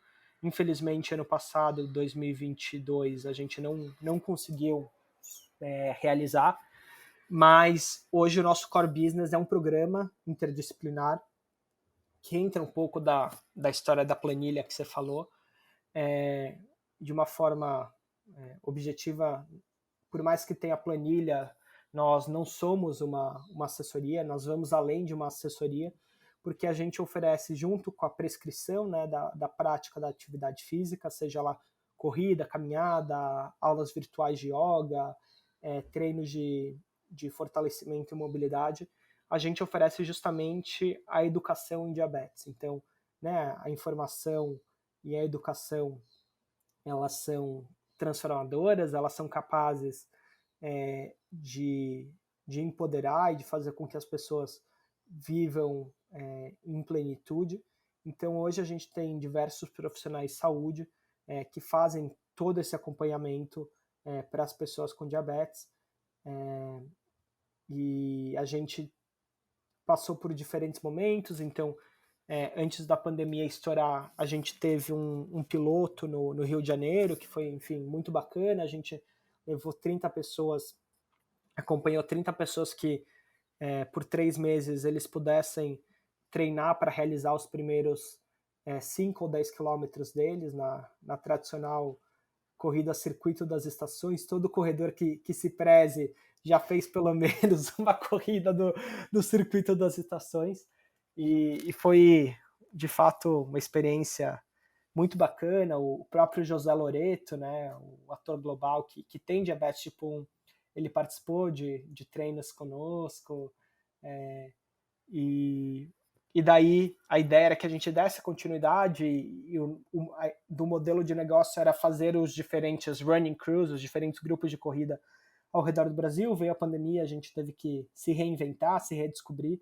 A gente começou então com um projeto virtual, totalmente remoto, que a gente, em 2021, a gente teve mais de 300 participantes do Brasil inteiro, e hoje a gente está nessa fase de redesenho do modelo, então uma coisa mais híbrida que continue, né, com o virtual, porque tem uma capacidade e uma capilaridade para chegar em lugares que, se dependesse do presencial, a gente jamais chegaria, mas também nos grandes centros, nos grandes polos, tentar recuperar essa questão do presencial, que a gente sabe a grande diferença.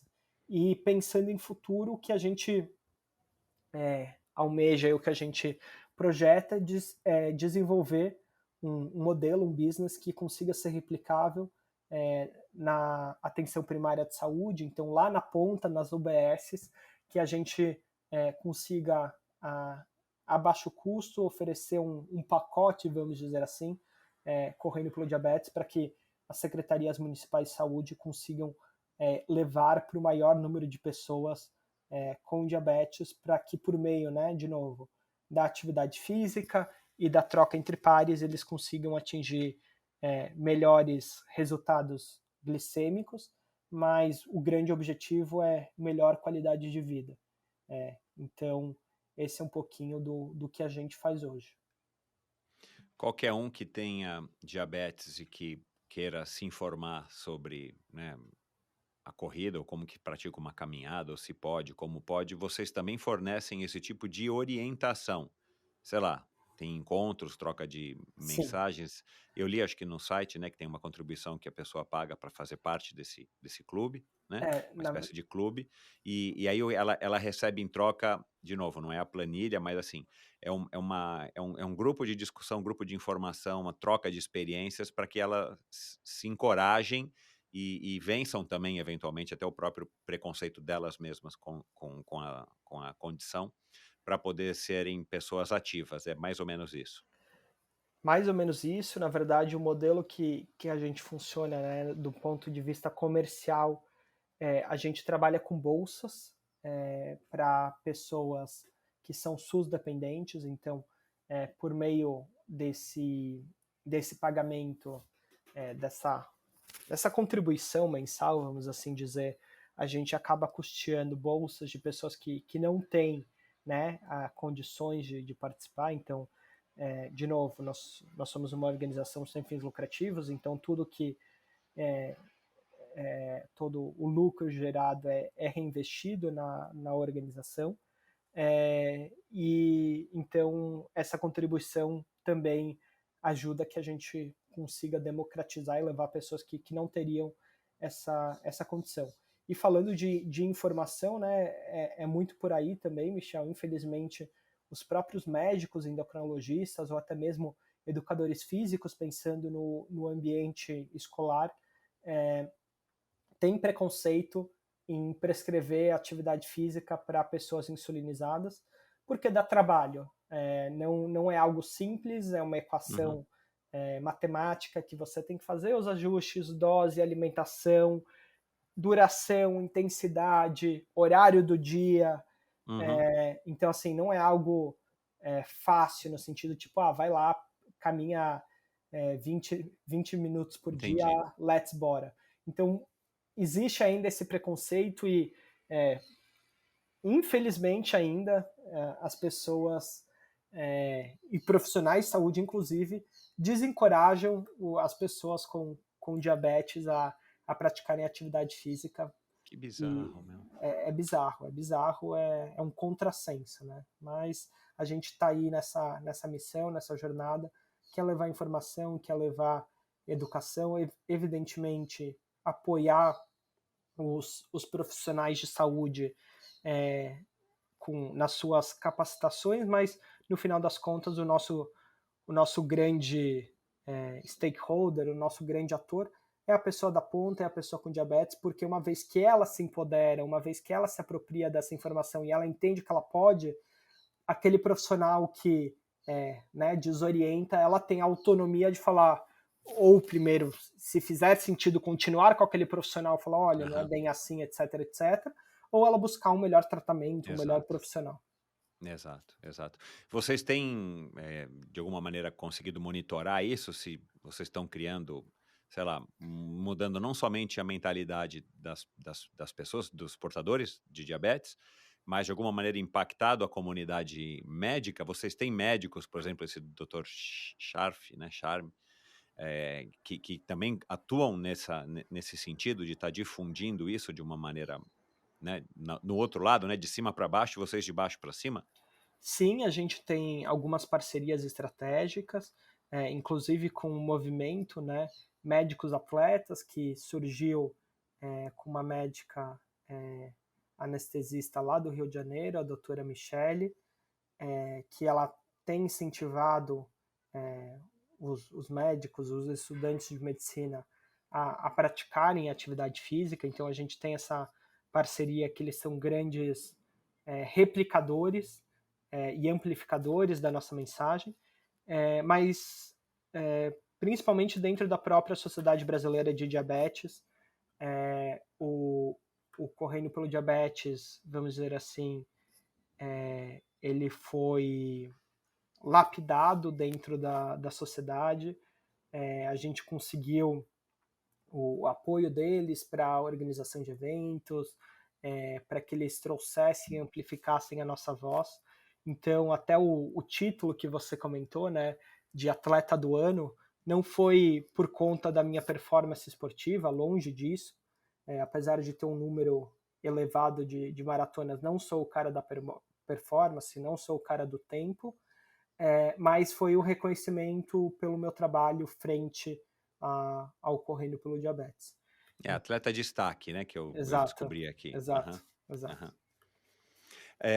Voltando à maratona, e no final das contas, né, se alguém aqui prestou um pouco mais de atenção, deu para perceber, se você começou a fazer maratona em 2016, a gente está em 2023, comecinho de 2023, a gente teve aí ano de pandemia, e você já correu 16, cara, 17, né? Teve, 17, teve mala agora em dezembro. exato, cara, você correu muitas maratonas em pouco tempo, né? E em 2018, acho que você fez 5, e 2019 você fez 6, 7. 7. Isso, Santiago, Porto Alegre, Campinas, isso, Rio de Janeiro, São Paulo, Goiânia e Curitiba. Quer dizer, caramba, meu, então você pegou gosto mesmo pelo negócio. E a lesão, eu acredito que já esteja controlada, né, cara? Porque, Sim. meu, para quem não corria nada, começou a correr e de repente, cara, corre 5 num ano, 6 no ano, 7 no outro, quer dizer, cara, vai gostar de correr maratona assim lá na casa da Denise Amaral, meu. Não, para chegar no nível dela, acho que eu preciso comer muito arroz e feijão. Mas eu acho que se tornou a minha terapia, a distância que me torna uma pessoa melhor. Eu brinco que 5 não tem graça, 10 é uma volta no Ibirapuera, 21 passa muito rápido, 42 de fato que é, né, a distância que eu acho que me desafia mentalmente, que me faz ter comprometimento, que me faz ter responsabilidade. Mas isso é para o Bruno, Michel. Acho que a gente vive muito numa época, né, principalmente com as redes sociais, voltando para o chakra, mas sem falar dele mais uma vez, mas assim, a gente percebe que tem uma questão, né, da comparação, da competitividade, da performance de alguma forma a todo custo. Então, assim, hoje eu falo da maratona porque é o que funciona para o Bruno, mas assim, tanto faz o esporte, tanto faz a distância dentro da corrida. Você tem que fazer aquilo que te faz feliz, aquilo que te faz sentir vivo, sabe? Se para você o que te faz sentir vivo é buscar performance para chegar vomitando os bofs, ok, vai lá e seja feliz. Se você quer, enfim, qualify para Boston, se você quer fazer Kona, legal, cara, parabéns, mas assim, eu acho que não existem 7 bilhões de pessoas, existem infinitas provas, infinitas modalidades para a gente querer ditar o que deve ser feito ou deixar de ser feito. Então, assim, mesmo dentro do Correndo pelo Diabetes, né, eu tenho muito cuidado para falar que vai muito além da corrida. Uhum. A corrida é só um mecanismo. Então, assim, hoje eu falo da maratona com tanto carinho, quanto com tanta gratidão, vamos dizer assim, porque é o que faz sentido para o Bruno. Mas se quem está nos ouvindo pedala ou até mesmo corre e não tem ambição de fazer 42, cara, tá lindo, vai ser feliz, vai se endorfinar e vai fazer aquilo que você ama. Mas falando da minha experiência pessoal, né? Então acho que eu descobri na corrida aquilo que tirava ao mesmo tempo o melhor de mim nas piores condições, né? Então, cara, não é, enfim, normal você ficar se deslocando por tantas horas. Não é normal você correr no calor infernal de Salvador, você na secura de Goiânia. Então, em condições, né, de alguma forma extremas, eu consegui manter a minha cabeça centrada, manter os meus objetivos claros e ir lá e fazer. E da lesão propriamente dito, né, eu aprendi a, ao a custo das dores que a importância do fortalecimento, a importância que esse trabalho, né, holístico junto com um profissional de educação física, com um profissional de fisioterapia, faz a diferença. Então, assim, eu tive em 2021, desculpa, 2022, eu tive uma fratura correndo, mas foi por conta da falta de capeamento da USP. Eu, enfim, torci o pé num buraco, Ah, tá. acabei Uhum. fraturando Caramba. o metatarso Uhum. e mais uma vez, longe de mim romantizar esses desafios, queria eu que não ter que passar por isso, né? Mas mais uma vez fui lá e, enfim, ressignifiquei a corrida. Depois de 3 meses sem correr, me preparando para Chicago, consegui fazer Chicago, bati meu RP e mais do que isso, fiz uma prova feliz, uma prova que eu reafirmei minha paixão pela corrida depois de 2 anos sem correr, né? Uma maratona por conta da pandemia. É. O Bruno, o e o que que você viu na corrida que você chegou nesse ponto de falar, né, no começo era preconceito, né, tinha essa coisa do teu pai, tirava o meu pai de mim nos finais de semana, uma parte da manhã do final de semana, para paixão pela corrida. Acho que são algumas coisas, Michel. Acho que o esporte, de uma forma geral, né, eu levo comigo essa frase: o esporte, o poder de mudar vidas. Eu acho que esse poder do esporte, que pela primeira vez eu estava vivenciando isso no esporte, né, diferentemente de você e tantos outros que passaram por aqui, eu não tive isso na minha infância ou na minha juventude. Segundo, que a corrida, de um ponto de vista prático do que você necessita, né, para realizar a modalidade, ela é extremamente democrática. Não vou falar, enfim, dos materiais esportivos, das provas, porque essa é uma conversa para um outro dia, mas assim, teoricamente qualquer um pode colocar um calçado adequado e sair para correr, para caminhar. Então, nesse sentido, é incrível, é mágico você ver pessoas velhas, pessoas novas, de todos os biotipos, de todos os objetivos.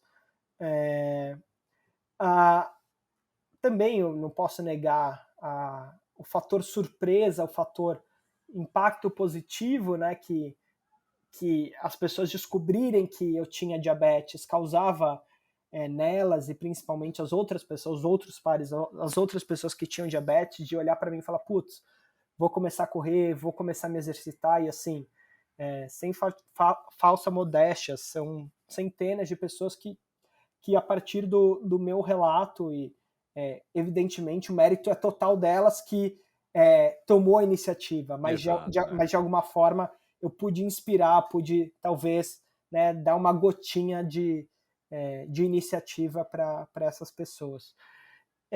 E por último, cara, eu acho que é a possibilidade de fazer aquilo que eu mais amo, que é viajar.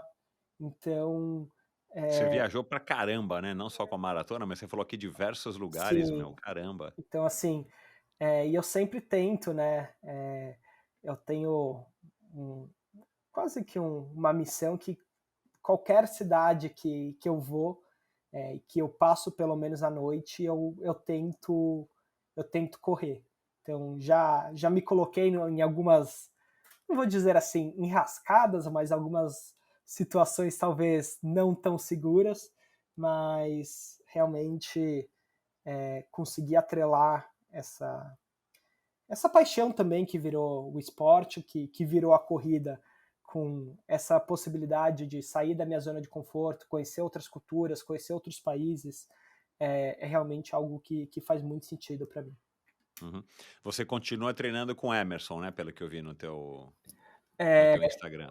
O Emerson vai ser meu eterno ídolo e meu grande exemplo a ser seguido, mas o Emerson se tornou um amigo e um irmão. E Uhum. hoje ele também é diretor do Instituto Correndo pelo Diabetes. Legal. Então ele, né, como grande expoente do esporte e diabetes no Brasil, é a maior referência, não necessariamente em performance. Recentemente a gente teve o Ale Paiva, que é um triatleta lá de Santos, Então, que foi para Kona, assim, o segundo do mundo, né, com diabetes, o primeiro brasileiro. Ele também foi a segunda pessoa com diabetes a completar o Ultraman Brasil. Então, mas o próprio Paiva fala isso, entre outros, que o nosso grande exemplo, o nosso grande ídolo é o Bizan. E daí, por ter essa relação, né, de quase irmandade com o Bizan e, de alguma forma, tentar colocar, separar bem as coisas, desde o início de 2022, eu treino com o Nelson Vencio, que é outro cara que é de uma escola diferente do Bizan. O Bizan, enfim, é ultramaratonista, é o trail. O Nelsinho tem uma outra visão, uma outra visão do esporte, mas é um cara que, assim, mais um daqueles exemplos que saiu do nada e conseguiu, com muito trabalho, muito esforço, conquistar um nicho do mercado, né, que é o nicho das mulheres na corrida. Ele é um dos únicos, ele é o único, se não um dos poucos, que periodiza os treinos das mulheres, das alunas dele, junto com o ciclo menstrual, é uma cara, necessidade, que assim, que é básica, né? Que acontece, que é uma demanda mensal de todas as mulheres, mas talvez o mercado ainda não tenha olhado para isso. Uhum. E é um cara que eu conheço pelo meu pai desde a época que, sei lá, que eu era moleque, tinha 8, 9 anos, que meu pai já frequentava os treinos com o Nelson. Então, assim, Ah, que bacana. tá sendo um processo bem interessante de sair de uma escola da corrida, né, para ir para outra, mas sem sombra de dúvidas, o Bizet é meu grande ídolo, minha grande referência.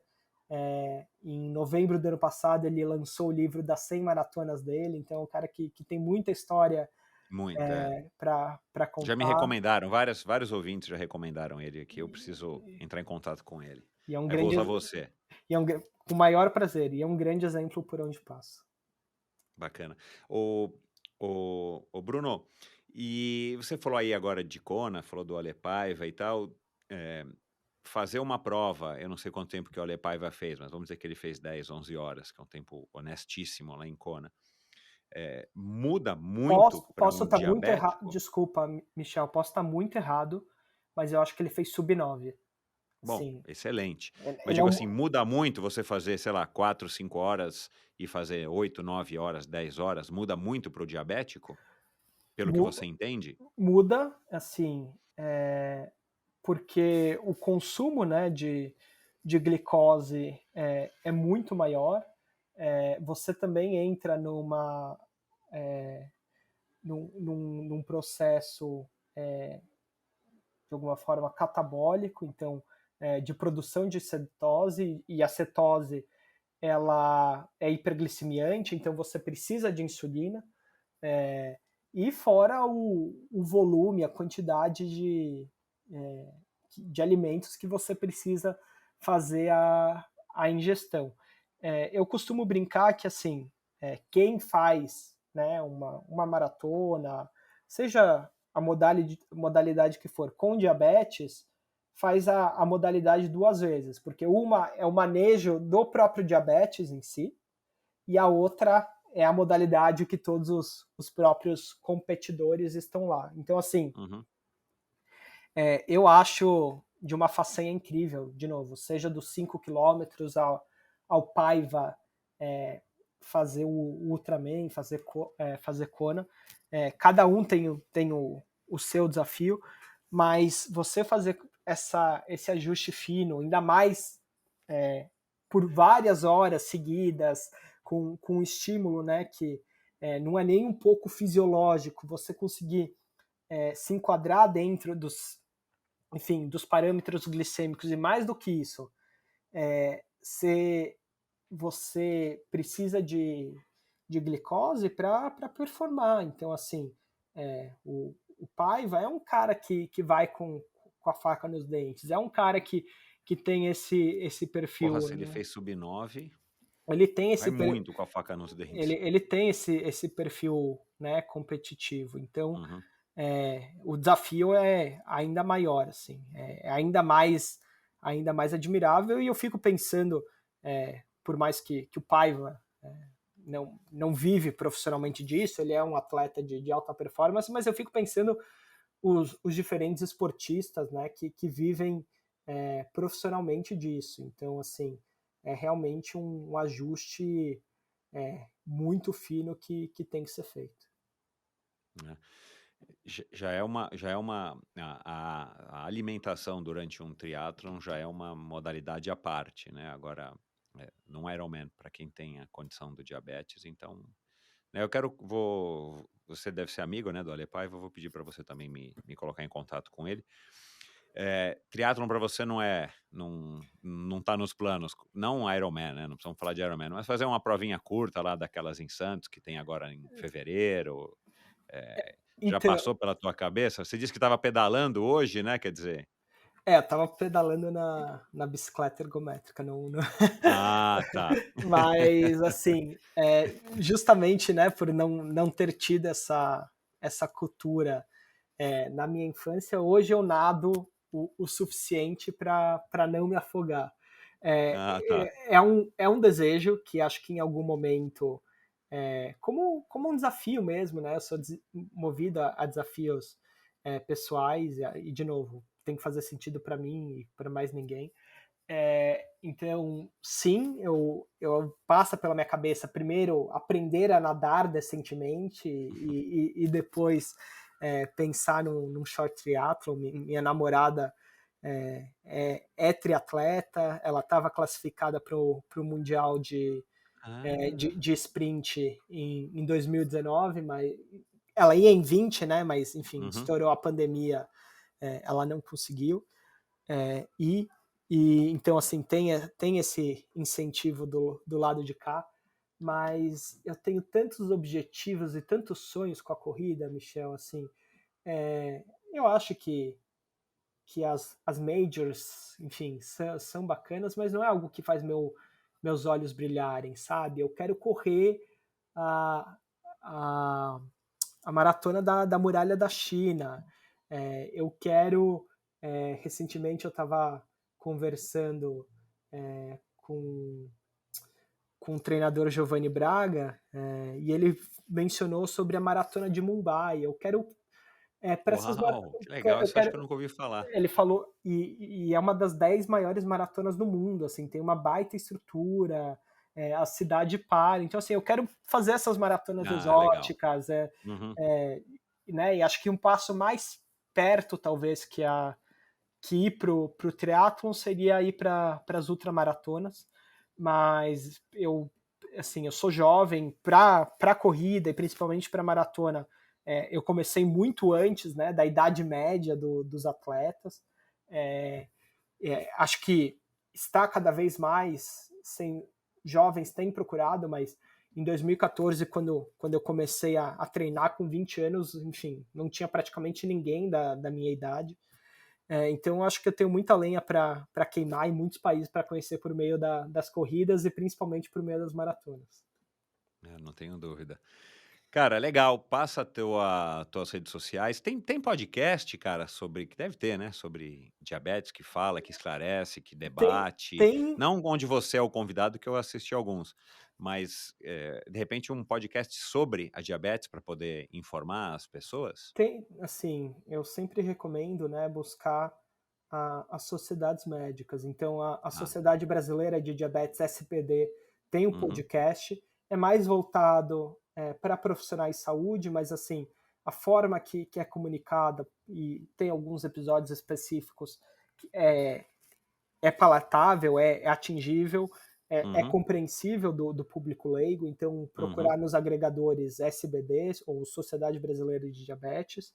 aham, Eu nas redes sociais tô como Bruno.Hellman, uhum. e o do Instituto é Instituto_CPD. Legal, que é correndo pelo diabetes. Isso.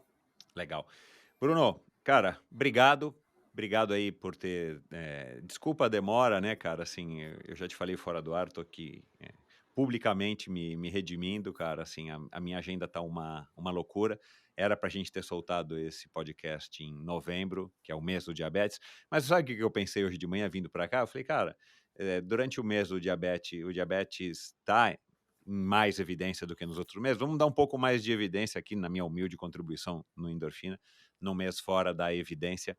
E então, cara, desculpa, mas obrigado, adorei, achei super esclarecedor. E, cara, fica aqui minha sugestão. Você que é um jovem empreendedor e tem toda essa vontade, essa motivação, cara, se você quiser, a gente conversa, cara. Vamos pensar em num podcast, cara, ou num podcast para que você ou alguém apresente, o Emerson, sei lá, ou cara, para falar do esporte para o diabético. E de repente, né, não é só a corrida, não é só o triatlo, mas, cara, chamar um jogador de basquete, chamar um jogador de golfe, chamar, né, um crossfit, um cara do crossfit, uma mulher do crossfit, sei lá.